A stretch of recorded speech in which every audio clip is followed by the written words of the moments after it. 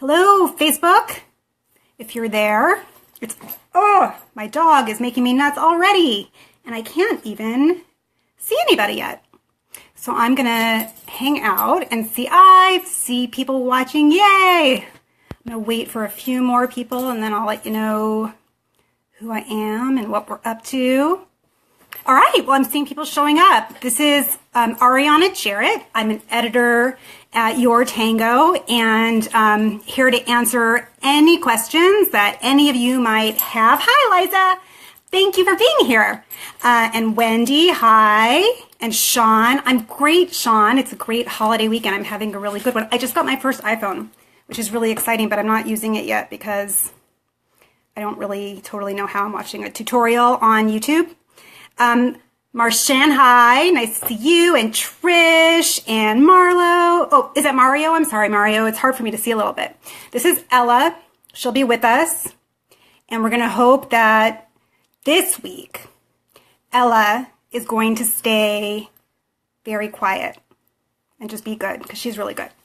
So, the last few weeks, thank you, Rebecca. I think she's a really cute puppy, too. The last few weeks, I opened with a safe word since we're talking about kink and fetishes and sex and, divorce, which doesn't really feel very safe, right? So safe words are always good for that too. God, that would be amazing if there could be a safe word during divorce, like during mediations or in front of the judge, and you could just be, instead of an objection, you could be like, I used avocado, and then walk out of the courtroom. I would love that. That would be cool. Hi, Mark and Cindy.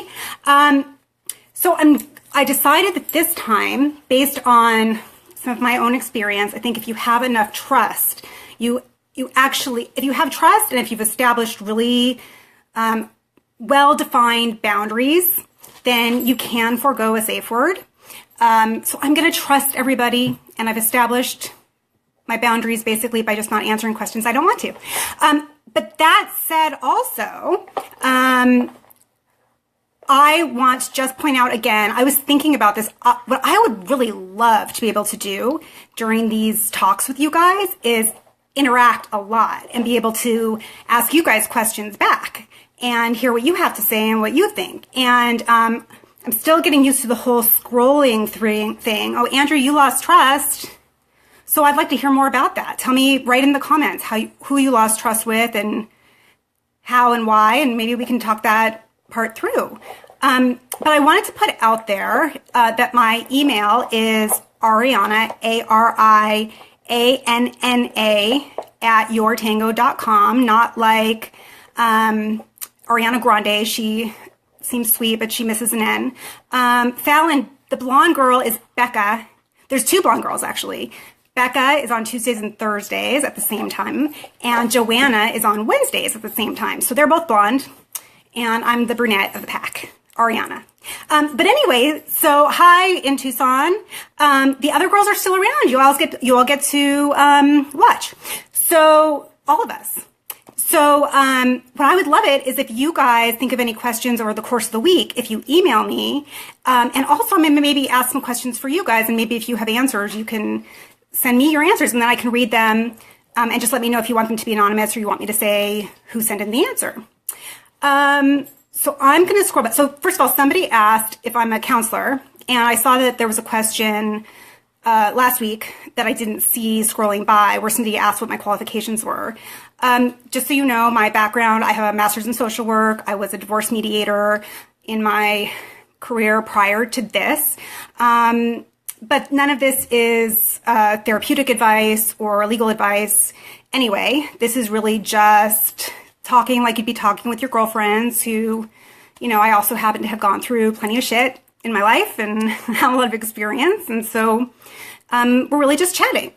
I'm going to see, William, you had a question. You said, can my wife and I come back from a separation? We're getting along very good now. I'm just hopeful that this is just the beginning of reconciliation.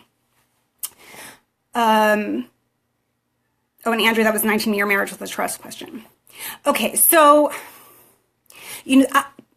I do believe that people can come back from a separation. Absolutely. It's happened. I've seen it happen. I've done separation agreements in mediation. And it was actually fascinating to me because in having the conversations where you really talk through the issues and you in a safe environment where it's just like having trust here and not needing the safe word. The way you create a safe environment to have those conversations is both of you agreeing up front that you're going to say whatever you're going to say to each other. Nobody's going to be mean. You're both going to be really careful not to be mean. But you're going to say what you need to say because otherwise it's just sitting in your head doing neither of you any good.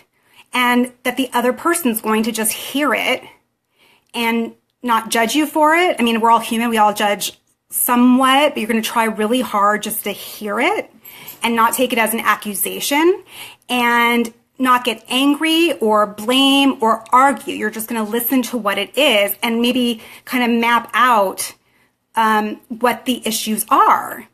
Because there are times when, there was one couple I worked with and they were fighting about money, which is a huge fight for a lot of couples, right? And it turned out he thought, the husband thought she just wasn't interested. And the wife thought that he didn't care enough to tell her. And it turned out that there had been one time where he tried to tell her while she was in the middle of something else. And she really was interested, but she didn't really express that to him clearly. And he didn't tell her later. He didn't try to bring it up again. So for about probably 7 years, they both just thought either one, they had all these different ideas about it. And once we cleared that up and they could talk about it, it helped. Now, sometimes it can't work. And you both have to want it to work afterwards. So, both of you, Andrew, and also, I'm trying not to move my phone too much so it doesn't rattle, but, William and Andrew, you're both talking about, I think, sort of similar issues. You have to both want it. It's divorce, whether or not you get a divorce is never necessarily a mutual agreement. It only takes one person to want the divorce. And this is a question a lot of people say, oh, I want a divorce, but he won't let me or she won't let me. Well, sorry, that's totally bullshit because you don't need the other person to agree. That's not the case anymore in the U.S. courts. So if the other person truly, I think you really have to, it's like that quote, it's a Maya Angelou quote that, when somebody shows you who they are the first time, believe them. When somebody tells you what they want, believe them. And if either one of your wives are saying to you, I don't really want this, you might want to believe that and see about, getting okay with it, even though it sucks and even though it's not what you want, because otherwise you're just going to both be miserable for a really long time. So yes, the answer is yes. It is for sure a possibility that you can reconcile after a separation and be great. And if you really look at it like, you're going to start over like you're dating again. And, I always look at it like, if you think about like if you're at the workplace and you have either your clients or your investors or the people who are the most important for you to keep engaged. And so you always dress your best for them and you always are on your best behavior for them and you always, try your best to show them that you appreciate them and that you're working hard for them. As much as it kind of, people say, well, you should be able to be more comfortable than that, with your spouse or somebody you've been in a long-term relationship with, and you should be able to just sit in your sweats, and you should be able to just pick your nose and leave the bathroom door open and do whatever, hi Wade, and do whatever, you want to do. That's a nice theory. And different people have different levels of comfort with different things. So some people might be okay with that. But I think it's better to err on the side of what was working when you were dating. And that's another thing, like with the couples nights, the date nights that people have. I don't think people really have date nights, even though they schedule a date night and they get the babysitter. I think what they tend to have is a night where they go out and do something with their spouse. But they don't, like, if you think about a date, right? Like somebody's coming over to either to get you for a date or you're going over to pick somebody up for a date. You're trying to impress them. You're trying to think of something that you can do that you're both going to enjoy, or that even if you're going to be relaxed, you still are trying to be your best relaxed version of yourself, you know? And so I think it's important to keep that going. You obviously can't do it every single day, but I just don't think you need to pick your nose in front of your spouse. That's my bottom line on that. So I would say that that's a part of it also, as far as the separation. I'm not saying that your nose was your issue, either one of you guys, but I'm just saying that I would just listen and then see if that person is really also interested in keeping it going with you too, because it does have to be mutual. So I'm going to scroll back and see a little bit if anybody else answered some questions. Andrew, you said she put her hands on you. Nobody may have my inner clothes. Sorry. I'm looking at that. See, Kim told me to keep a safe word. I didn't listen. I might have to change that next time. Okay, let's see. Well, Andrew, you said, it looks like what you said was that she put your hands on you, and that's why you lost trust. And I don't blame you if that's what happened. And I think that it's a matter of, you know, I don't have enough information there about what you mean. Like, did she put her, you know, like kind of put her hands on your shoulders? I think sometimes it's weird with what, like, women are 5,000% just as capable of physical abuse as men are, and just as capable of mental abuse and emotional abuse and all of that. And so if somebody has been abusing you, I don't care if you're the man or you're the woman or what gender you are, you know, get out, and don't allow that to keep happening to you. You know, if you've been together for a long time and there was one night where she was, you know, having something really intense going on and she put her hands like on your arms or something, like, I'm not, you know, it's hard for me to say, but because, and that's kind of, you know, sad, right? Like, if a woman had wrote that, I would assume that it was a guy had, you know, hit her, and I would be like, get out, right? And that's probably what I should be saying to you, but I do think that things are nuanced, and I think that you know the situation that happened to you. And so as you're sitting there, Andrew, if you know that she hit you, that she was physically abusive to you, and that that's who she is, and that's been the nature of your relationship, is that she's volatile and she's like that with other people, and she's going to continue to, you know, take things out on you, then it sounds like you should move on. But it doesn't really see, again, that to me, it's kind of like going back to listening to what the other person is saying, because I don't see anything where you're really adding in what any of the positives are. And I think so many people are so desperate to hold on that they sort of even unconsciously put a lot of the positives out there to try to make up for the negatives. And I don't see you doing that. So I might be taking a leap, but it seems to me like it sounds like it's better for you to just move on. And then, you know, as far as your trust, to try to remember that was about her. You know, that's something I find really effective for me and effective for other people, is I try to, whenever I know that I'm having a reaction to someone that's based on something that happened in my past, which, you know, we get to a certain age, all of us do that, then I try to just say to myself, okay, not either, you know, not about me or not about this one, or, you know, just trying to know that's about that one, and just remind myself in my head. And that starts to become more and more like secondhand for you to do as you go on. Let's see. Dawn said, my husband and I are traveling to Newfoundland. Am I pronouncing that right? I have all these pronunciation issues. I think I'm just worried about it. On Tuesday, and he is going to be seeing his ex-wife and son on Saturday. However, his ex is known for ruining relationships. Should I be worried? Oops. I'm trying to read the rest of your comment, Dawn. And it keeps showing me something else instead. All right, well, I can't read the rest of the, mind you, I get jealous, and I'm kind of jealous that he's seeing her, but I trust him 100%.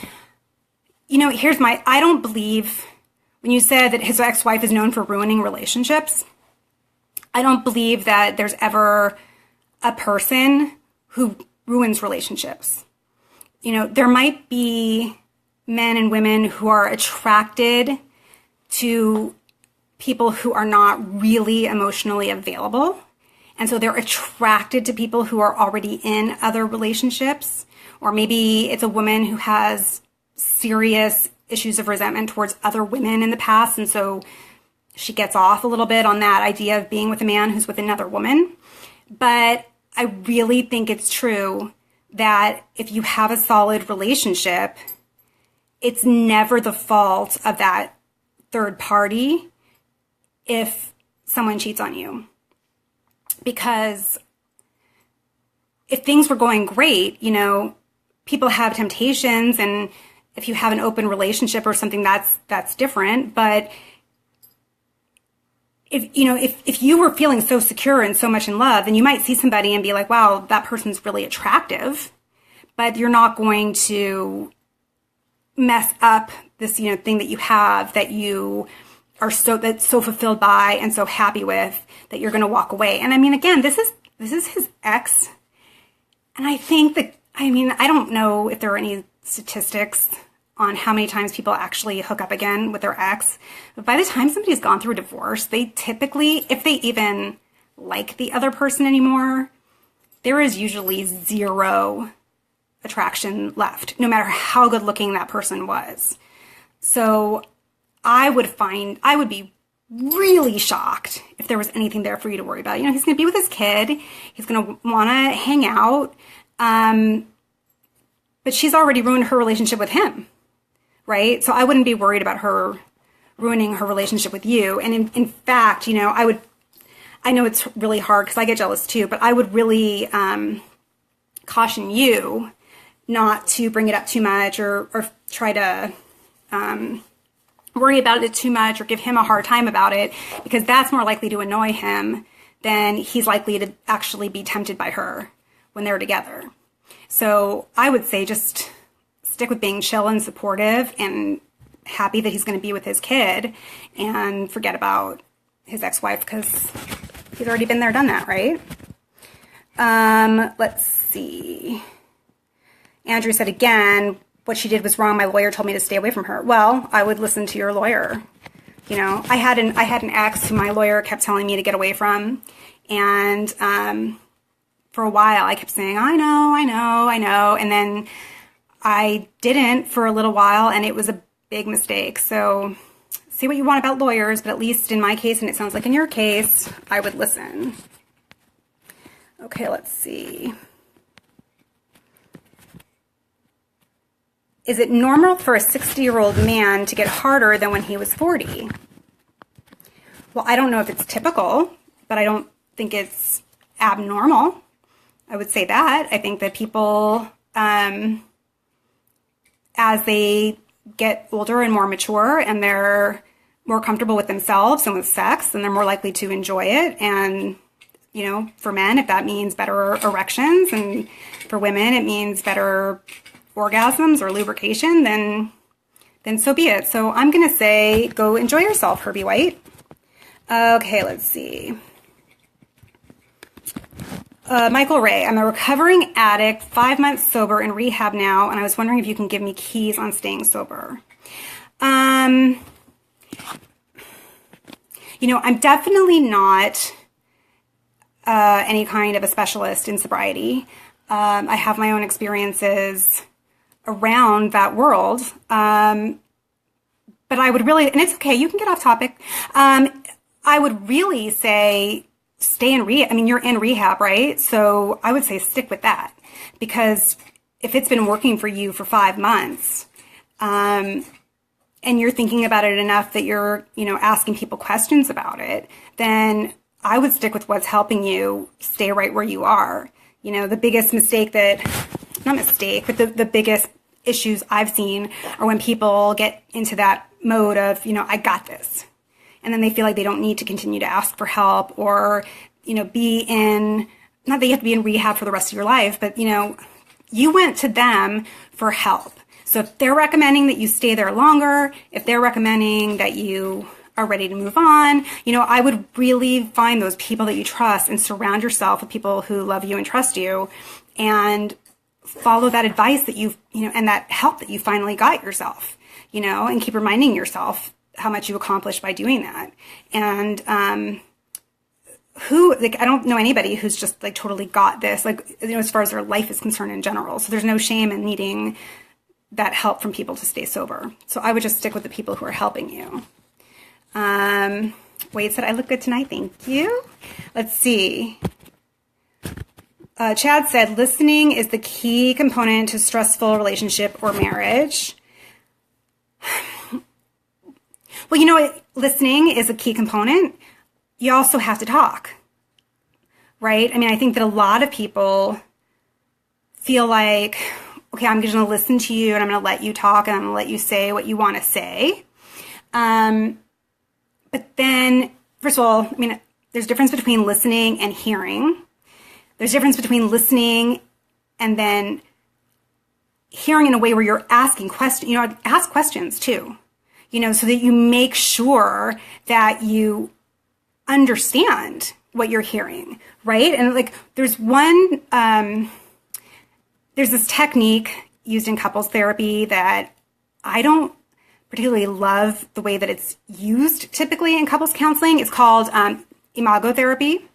So you can look it up a little bit. But the way that it works, IMAGO, imago. So the way that it works is that you take turns talking. So the first person is supposed to talk about how they feel about a certain issue or situation. And the person who's listening is supposed to just sit and listen, not allowed to interrupt or ask questions or anything like that. When the first person's done sharing, then the second person is supposed to repeat back. So what I'm hearing you say is, so for instance, if the husband goes first and he says, well, I feel like you really don't understand how hard that I work, and that, when I come home from the end of the day, you expect me to be, energetic and ready to go. And I don't think that you really get just how stressful my workday is, and that I would love to help you, but I can't. And so then the wife would say, so what I'm hearing you say is that you don't feel that I understand how hard your workday is, and that when you get home and I'm asking you to do things, you really do want to help me, but you don't feel like you can. And then he can say, well, and then she's supposed to say, did I get that right? Did I understand you? And then that person can say, well, no, you heard it right, but I think what I really meant was, and then you get the basic idea. Where I think that therapy tends to go wrong is that a lot of people practice it in a very black and white kind of a way. And you have to just say and then repeat.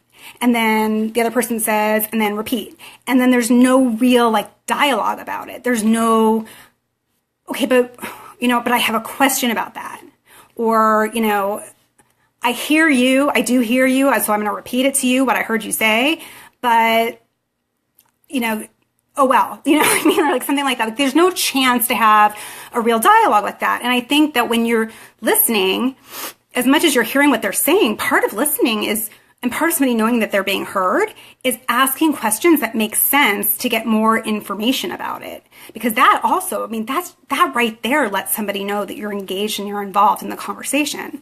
But then also, a lot of men in particular have a hard time expressing how they feel. And they know, because they've been socialized to know, that they're supposed to let women talk and they're supposed to listen to them. And that's, the gentlemanly, empathetic thing to do.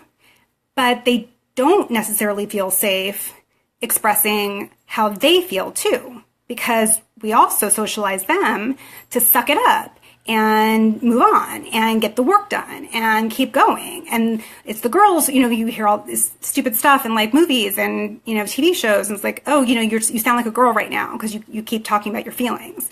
But it's just as important that you tell her what you're feeling and thinking as it is that you listen. And, I have to tell you, as a woman and, who's been in relationships with men, when a man opens up to you about how he's feeling and what he's really thinking and shares his, inner self with you, that is so incredibly endearing and satisfying. And, that's one of the ways where women can feel useful. Like we both have our things that make us feel like we're doing what we're supposed to do. And that makes us feel good. And so that's actually a huge way that you can benefit your partner that you may not think of. I don't know that guys think about exactly how much that actually means to women when you just share. Okay, so I'm going to move on and see if there's more. Kim said, after a long-term relationship, how long should you wait before getting into another relationship asking for a friend? Well, Kim's friend, I think that that's totally dependent on you. And I think that,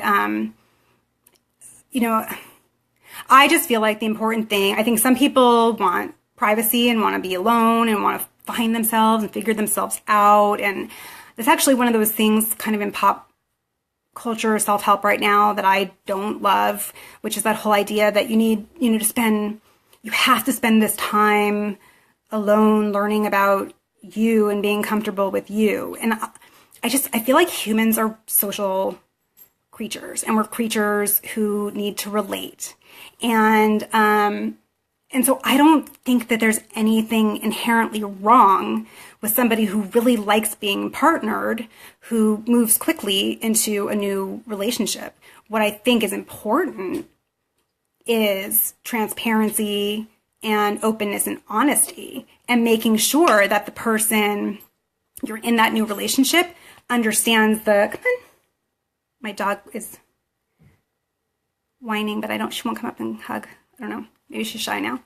And make sure that they know that you may or may not really be ready for this to go anywhere much farther. Because I think that being the person who's healed from whatever was in their past, who then gets into a relationship with somebody who's on the rebound, that's a really sucky position to be in. So you want to make sure that they are aware that you're just not exactly sure where you are. But I don't think that means that you have to be alone. I think you should just go with however you're feeling in your gut. Let's see. Here she is.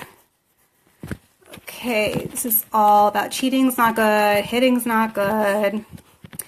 Chad said insecurities are a form of having doubts and negative things. And it's just another one of those kind of words that I would just challenge people to think about a little bit, with a little more, not just empathy for other people, but for yourself too. Because I don't really know anybody who doesn't have any insecurities or doesn't ever feel insecure about anything. And I feel like right now we do so much judging of people who are insecure, people who have low self-esteem, people who don't love themselves. I think we really we just feel free to rip on people like that right now because it's our way of telling ourselves that we're strong. And insecurity can come from all kinds of different places. It can come from past experiences. It can come from just never having experienced something before, and I don't think that that's anything abnormal or wrong. It's what people do with it and how they bring that into the relationship, and whether or not you're really putting that on the person that you're with to make you feel better about. So I just feel like, I just hate seeing, these conversations where people say, he's so insecure, move on, that kind of a thing. So let's see. Stephanie asked, what about honesty? When you find out your fiance is texting another woman and you ask him to see the messages, but he deletes them all and tells you not to worry because there was nothing to hide.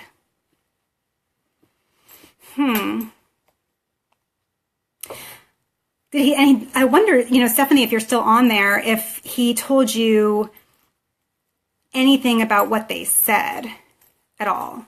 Because I don't really like the idea of asking to read somebody else's messages. I know it's really tempting, but I it's just one of those things where I feel like, you know, you do have to have a certain level of trust in the person that you're with. And, you know, there are all kinds of reasons that somebody who's engaged could be, you know, texting a friend of the, you know, that he could be texting a female friend other than, you know, that there's anything that he's doing that's cheating. And, you know, everybody has their different definitions of what cheating means, right? Like, I'm not personally kind of in line with my don't bag on insecurities thing. I don't really believe in emotional affairs. I don't believe that that's a thing. I think it's kind of crap. Because I think people have friends, and it's okay to have friends. I do think it's really strange that he wouldn't just say to you, oh, it was my friend Beth, and she totally still wants me, and she was messaging me saying that, you know, she wants to do me before the wedding, and I told her to, you know, buzz off, and I deleted the messages because why do I need to keep them, right? Like, if you have that kind of a level of openness in your relationship that he would be able to say something like that to you without you freaking out and getting, well, why would she think that you would want that? And, you know, that kind of a thing, then I don't feel like things like this should be an issue. I do think it's weird that he deleted it all. And I would really want him to explain, because if he says there was nothing to hide, I don't really know why he deleted it. But I also don't think that it was necessary to ask to read it. I just wish that he would share with you kind of what it was about. So I don't know when your wedding is coming up, but I kind of wonder just why there's that level of, you know, either, and I'm not putting it on either one of you because I don't know what the situation is, but I'm wondering why there's that much of a level of either hiding for no reason or jealousy for no reason, because it's one or the other, right? Either you don't need to be jealous because he's really not doing anything, or he's hiding something that he should be, you know, something bad, and so you're right to be jealous. And just the fact there's obviously some lack in your level of openness with each other. And I feel like that's really the thing to have the conversation about. So if you can approach the conversation with him about, hey, I don't want to bring up the chick again, because let's move on from that. But what I have a real problem with is the level of secrecy. And I want us to talk about how open or not we're going to be, you know, and if it was me getting messages from a guy friend, what would you want? Would you want to see them? Would you want me to delete them? Would you want me to tell you about it? Would you want me to ignore it? You know, and I would really approach the conversation about the way you guys are communicating, because I'm guessing that this is not the only conversation you guys have had where you've suspected that something else was going on. And so I think that's the larger picture issue that I would want to look at if I was you. Let's see. Oh, Dawn said, oh no, I support him all the way. I love him and his son. This was about the ex-wife. He got some news about a friend a couple days ago, and she told him she was worried about him and couldn't sleep because she was thinking about him and what he was going to do. You know, but again, so, I mean, he divorced this woman for a reason. So, you know, just back to what I said before, you know, she's not going to, it's what he has to deal with and what you have to deal with in order for him to see his son and be around his son. And that's just because of the choice that he made and who he married. And it is what it is. But I wouldn't be worried about her. I would just let it be whatever it's going to be.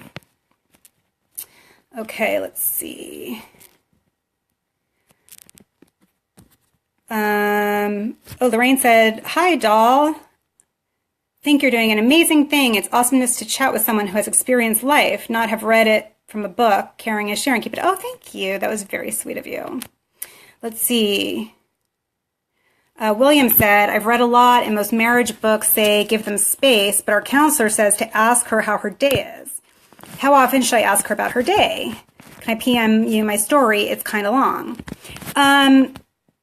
First of all, William, you're welcome to PM me your story. I I'm not a licensed therapist, and I'm no longer, I had a divorce coaching practice, so even if you saw that on the internet, I'm no longer practicing. I'm a full-time editor now. But you're welcome to send me your story, and then I can address it more directly if you want next week.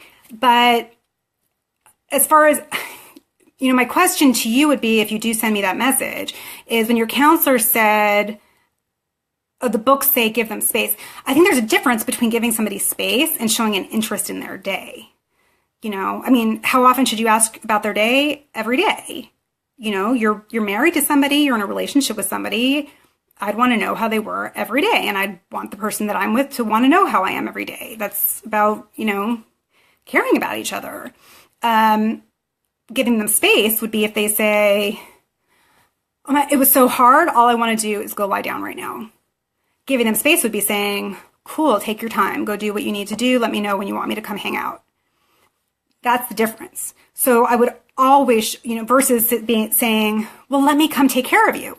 Let me come do this. Let me rub your feet. Let me give you a bath. That's really, to me, the distinction between asking about their day, showing the interest, and then giving them space.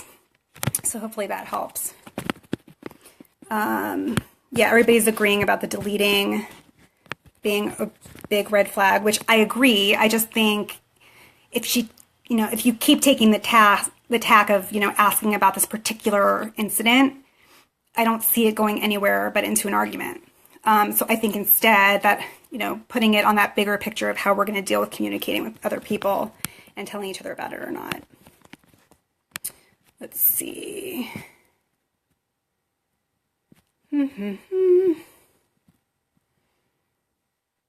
Oh, Stephanie told more. Everybody else got to read it before I did. He said he was stressed and needed someone to talk to, and I was very tired and sleeping, so he needed to vent with someone. I'm not against mixed gender friendships, but I'm against deleting and hiding things. I'm just going to look and see if there's more. That's my point. I think that there's nothing wrong, especially if it's true that you were asleep and he needed to vent. I don't know, maybe he needed to vent about something about you, and maybe that's why he deleted it. Which also I think it's healthy. I would rather a man I was with have a friend that they could talk to about me. Even if they're going to at times, everybody does something shitty to somebody else. Even if you're the best person on earth, you don't mean to, you don't want to, but we're all human beings. So there's going to be a time when each one of us bugs the person that we're with, or is rude, or is confusing, or does whatever.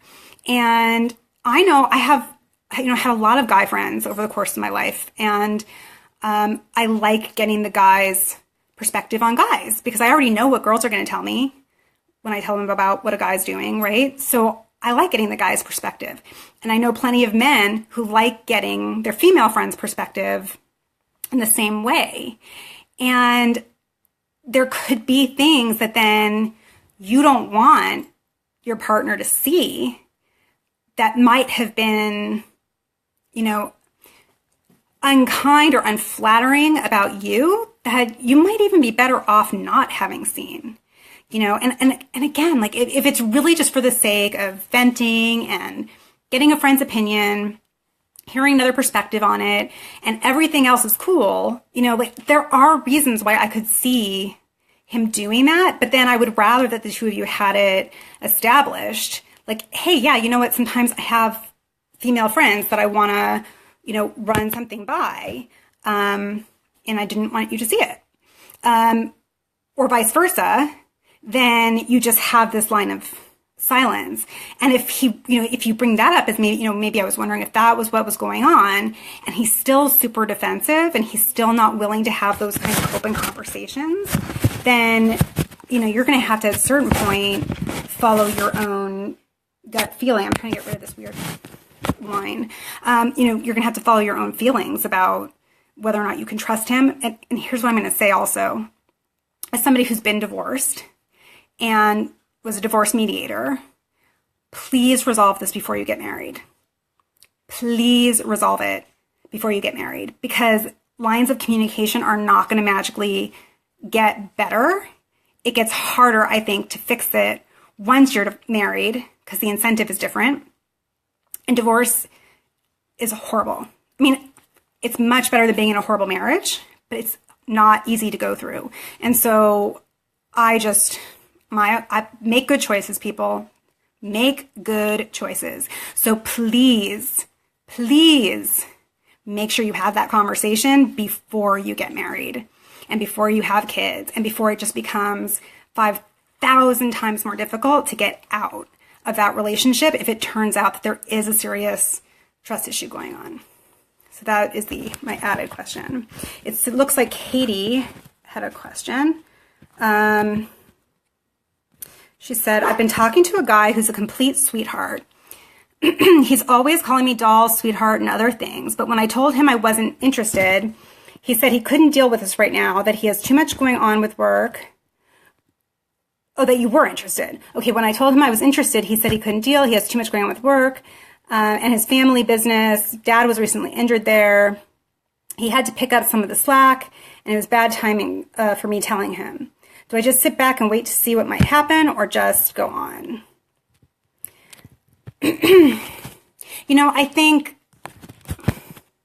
people, who are nice say a lot of sweet things to people and use a lot of sweet nicknames. I do that when I'm messaging with friends or writing in comments on Facebook or talking on the phone. I call my friends love and lovey and sweetie and babe and, all kinds of things like that. And it has zero to do with any form of attraction to them or interest in being involved with them. It's just because I love them. Like, they're my friends and I adore them. And so it's just, I guess, maybe the vocabulary that I grew up with or my friends had, that I call them little names. So if the only indication, was really that he was calling you sweet names, then I would say good for you that you told him that you were interested. I'm a really big believer in making sure that people know and not letting opportunities pass by, because you never know what it could have been or what could have happened. But I also do believe, as much as I have tried to fight it myself many times, that if guys want you, they will make it known and they will make it happen. And there are those guys who are too shy to ever make that first move, to ask you out or to say something. But if you've gone as far as clearly and explicitly letting him know that you're interested in being more than friends, and he's given you any excuse, whether it's real or not, the theme of the night is when somebody tells you something, listen. And I would move on, and maybe at some point he says, oh, maybe it's true. Maybe it's because his dad was injured and he's, it's bad timing at work, and then things resolve and his dad's healthy and everything's, smooth. I mean, life is never smooth, first of all, right? So I tend to think that those kinds of excuses for not being in relationships are either someone trying to be nice or someone who's just emotionally unavailable and just won't let themselves be open to the possibility. In this case, to me, it kind of sounds like he was probably just not really that interested. And there's nothing wrong with that. You know what I mean? Like, everybody has their own thing that they're attracted to. And I mean, it took me until I was like 40 to get this. But just because someone isn't into you has no reflection on you. It's just about what they're attracted to versus who you are. But the worst thing is to, sit there pining for somebody or blaming yourself or anything like that. So I would say, move forward, do your thing. And if it happens to be that things calm down and he comes forward and he says to you, hey, things are awesome now. You want to go see a movie this weekend? If you still want to go see a movie that weekend, then go see the movie that weekend. Maybe by then you'll have met somebody else. Maybe by then you'll have decided there was something else about him you weren't interested in. Maybe you know, I would wonder, are you only interested in him because he's calling you sweet names and saying sweet things to you? Because I know that can be really, you know, it can be really appealing, you know, to women if it's, you know, been a hard time with guys and you have this guy who's just being so super nice and so super sweet, and maybe even you're not that attracted to him, but you're like, gosh, I just want somebody who's going to be nice and call me babe and, you know, sweetheart and doll, you know, and I think a lot of women sometimes fall for that, but maybe if you really think about it, maybe that's all it was, that you were interested in him. And there'll be plenty of guys who'll call you, you know, doll or sweetheart. And in fact, if that's what you like being called and you meet somebody and they don't, there's nothing wrong with just saying, you know what I love is when somebody calls me doll. So could you? You know, so you can do that too. So I would move on and then see what happens and let us know what happens. Okay, let's see. Karen said, my husband shares but never asks how I'm doing. Yeah, I mean, same thing. I just feel like that's why, you know, I kind of, I'm using some gender stereotypes when I'm saying that, and definitely some heteronormativity and all of that, but, you know, just for the sake of the ease of explanation. But all of this stuff can go any which way. Let me see. More men need to be emotional like women are. That's my opinion. You know, it's definitely true. But, you know, we can only deal with the person that we're in the relationship with, right? So you just have to stay and go. Let's see. Somebody said, oh, I think this is about the emails again. He apologized and I agreed to give him one more chance at honesty. And with his past relationship, I went through so much, so I empathize with that a lot.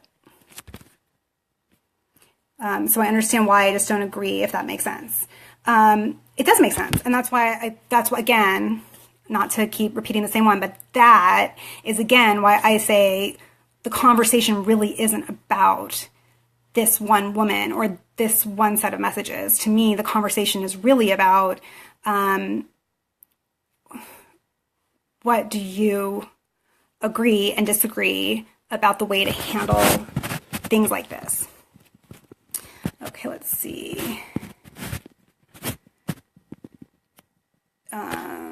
Somebody else said, like, I know if I have to vent to someone and my husband is too tired, I'll talk to an ex. He knows me better than anyone and get this input, but I let my husband read the messages. Oh, okay, that's back about that one. Okay, Aria asked, hi, Aria. Is it okay to date more than one person at a time? Should you let the person you like the best know that you're dating other people if you've not made a commitment? Curious. I think it's, first of all, if you're dating, I think it's absolutely okay to date whoever you want to date at whatever amount of time you want to. And I think that until you have a conversation about whether or not you see this as like a committed relationship or not, either at that point or in the future, I believe all bets are off until that conversation is had at the beginning. And I think that that's a healthy thing. And that's something I think a lot of people don't do when they're younger, you know, when you're in your 20s, maybe even early 30s, and you're really looking, especially when, you know, you're looking to get married and you kind of meet somebody and you sort of focus on them. And you feel like right away, if you find out that they were with somebody else, like they went on a date, just a date with somebody else, and then you can get really upset and really worked up and feel like you were somehow betrayed. But the truth is, if you never had a conversation about whether or not this was a committed relationship, then there was no betrayal because you never talked about anything. And if you really felt that strongly that you wanted them to be committed to you at that point, then the only betrayal to me is your betrayal to yourself of not having put that out there up front. Because there's nothing wrong with saying up front, you know, hey, I'm the kind of person who doesn't do a lot of, you know, dating of multiple people at a time. I like to, you know, just focus on one person. So I just want to put that out there, that that's how I feel comfortable getting to know you, especially if you're starting to get more physically intimate. But that, you know, that said, my battery is dying. That said, let me plug this in for a minute.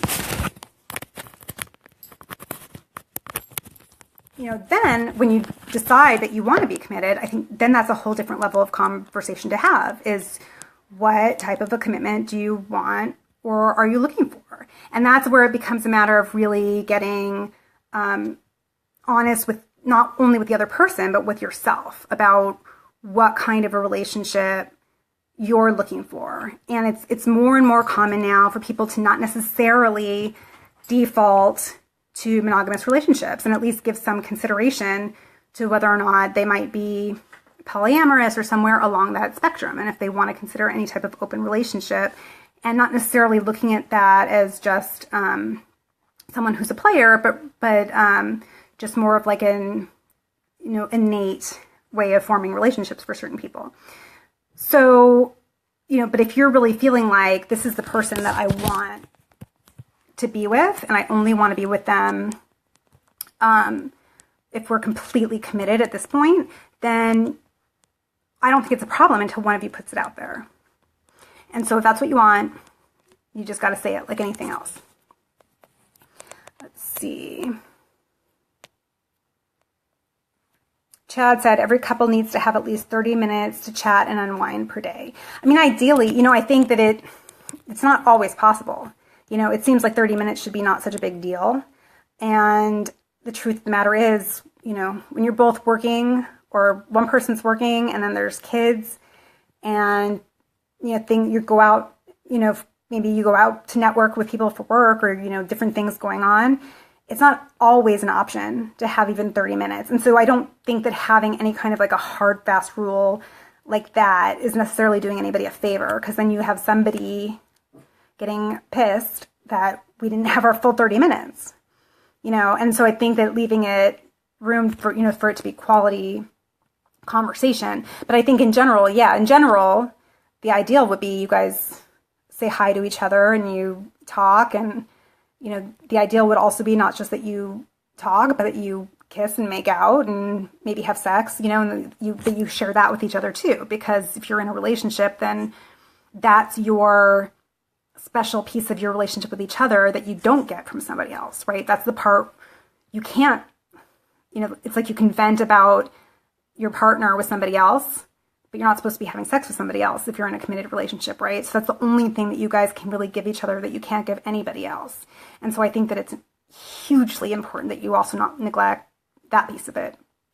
Even if sometimes you don't really feel like it and you kind of have to work yourself into the mood a little bit. So I would keep that in there as well. Let's see. I'm going to see if there were any other questions.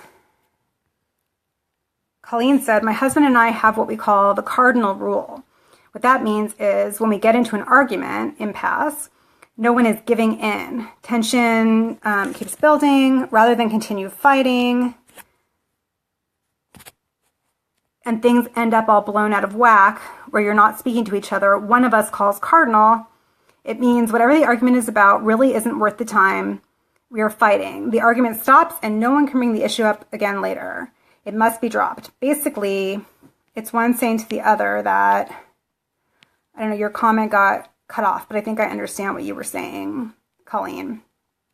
And, you know, I think that that's a really cute, I don't mean cute like in a condescending way. I think that's a really cute idea.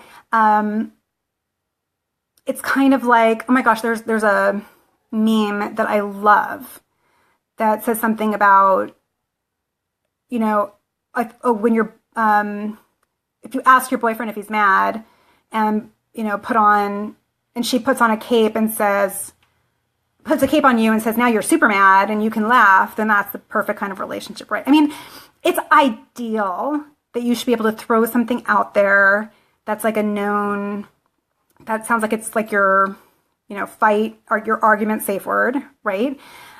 It concerns me that some people will use that to shut things down regularly that shouldn't be shut down. And my guess is that the fact that both you and your husband, Colleen, are willing to even have that rule and then follow that rule when somebody tried to enact it for the first time and then follow it again, all the different times that you guys have argued, because everybody argues, I think that just says huge amounts about the trust that you have in each other and the communication that you have with each other. So, fact of the matter is, you guys were probably going to be okay in those conversations no matter what, because you're both willing to work on it that way. But what I love about it is that the two of you worked out together something that works for you.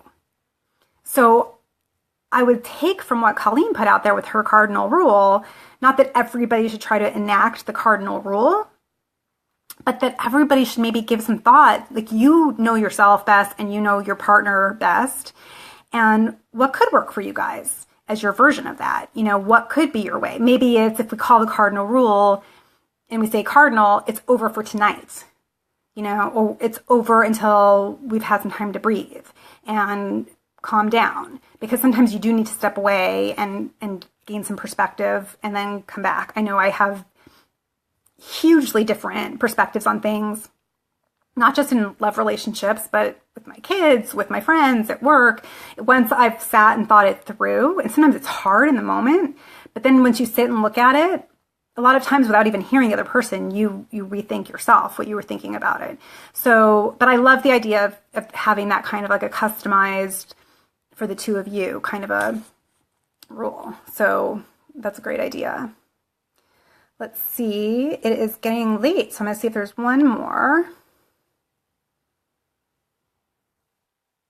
Oh, Juliet said, how about my husband sleeping with his girlfriend once a week and we have 2 kids? Do you think he is still worth it to fight?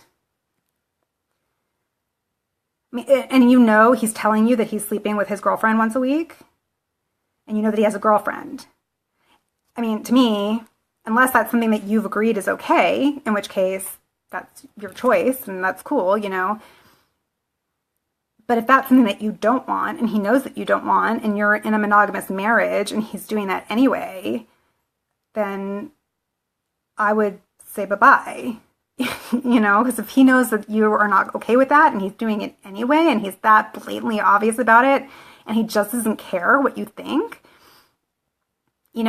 I'm not a fan of staying in marriages for the kids. I actually don't think that helps the kids. I think that that's really the for the kids thing to me. And trust me, and I said that to myself plenty of times, but I really think that that's something we tell ourselves because we are scared and we don't understand how it's going to be. But as much as there are studies out there saying that children are negatively affected by divorce, yes, and actually I'm going to say yes, but I like to say yes, and, but I'm going to say yes, but those studies compare children of divorce to children of happy marriages. They don't compare children of divorce to children in marriages that are extremely rocky. And when they have done some studies that look at that, they do find that children of divorce are better off because they learn resilience and they learn that things can get better and things can change and that you don't have to stay in a bad situation. So if that's some kind of if that's a cheating situation where you're miserable about it and he's not respecting you, then I would be out of there. All right, let's see if there are any more. I feel like if I had a good voice, I would sing for you guys as I scroll, but I don't, so I'm not going to, because that would be like punishment for anybody who's watching right now. Oh, Bo, you asked a big one. How do you tell a woman after 15 years of marriage that you're not in love with her anymore? Okay, I'm going to close on this one.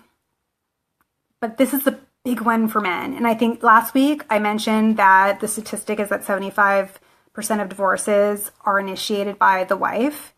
But I said that I don't think that necessarily means that it's always the wife necessarily wanting it more. My experience in this field with men is that they really feel terribly, terribly guilty about asking for a divorce. Not that women don't feel guilty about it or bad about it, but women tend to do their research. Women tend to talk to their friends, and men, it's what we were talking about earlier this evening. Men don't have their guy friends. They don't really like to talk about it. I think it probably feels like it's somewhat of a betrayal. of their wife to share with a guy friend that they're thinking about that. And men don't tend to, have, or they didn't used to, it's getting better, those kinds of conversations. And so a lot of men stay because they feel guilty. And it's also been my experience that women are the ones who are more likely, when they're asked for a divorce, to really, really try to guilt the husband into staying. And that's where I go back to, like, for the first thing, Bo, I would say, is to know in your head that if you know in your heart and soul for a fact that you need out of this marriage, that you don't need her permission, that she doesn't have to agree, you don't have to get, walk into it in terms of, you have to get her to mutually come to this decision with you, because you can divorce if you want to divorce. And then I think it's just a matter of being open and being honest and just telling her how you feel and just explaining, I don't know what your reasons are, but I think you just tell her, it's kind of ripping off a Band-Aid. You're not mean, you're not insulting, you just are clear and simple. And what I think is a really helpful tool before you go into that conversation is to have a line set it's kind of like a mantra in advance. That is something along the lines of, I understand that this is upsetting to you. I'm very sorry to come to this decision, but I need us to move forward with getting a divorce. And then she can say, but the kids and we promised the kids that we would be together forever. I understand that this is upsetting for you. I know it's not what you wanted, but we need to talk about moving forward with the divorce. But you promised this house and the mortgage, and how are we going to stay here, and what are we going to do?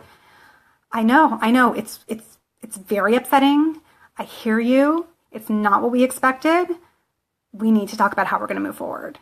And it's sort of like when you're playing a game of tennis, let's say, and you have to have two people hitting the ball back and forth. And each time you let that ball drop, eventually the other person gets tired. And so as long as you're able to say it that way, where you're saying it in a really authentic way, and you're really, you mean it. It is surprising. You do wish it was different. You do need to move forward. Oops.